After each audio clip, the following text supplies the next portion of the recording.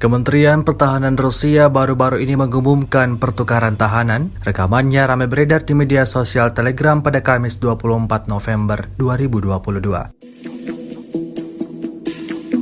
Pihak Kementerian Pertahanan Federasi Rusia menyatakan bahwa sebagai hasil dari proses negosiasi, 35 prajurit Rusia dikembalikan dari wilayah yang dikuasai oleh rezim Kiev yang berada dalam bahaya mematikan di penangkaran. Disebutkan juga bahwa pesawat Angkatan Udara Rusia akan mengirimkan militer yang dibebaskan ke Moskow untuk perawatan dan rehabilitasi. Semuanya diberikan bantuan medis dan psikologis yang diperlukan. Selama invasi berlangsung, Rusia melaporkan secara total 333 pesawat Ukraina, 177 helikopter, 2.554 kendaraan udara tak berawak, 390 sistem rudal anti pesawat dieliminir sejak awal operasi khusus.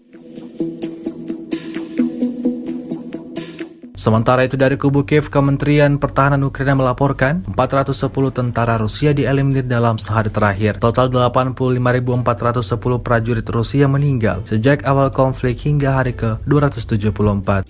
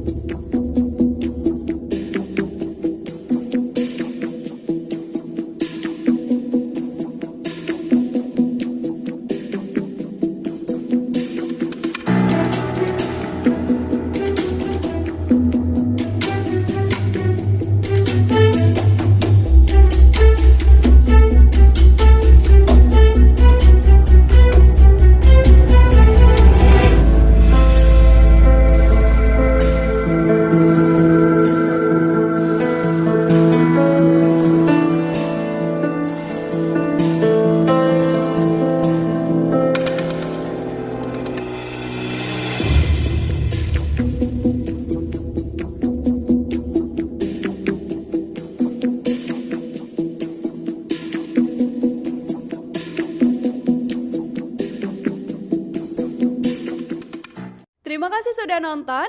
Jangan lupa like, subscribe, dan share ya.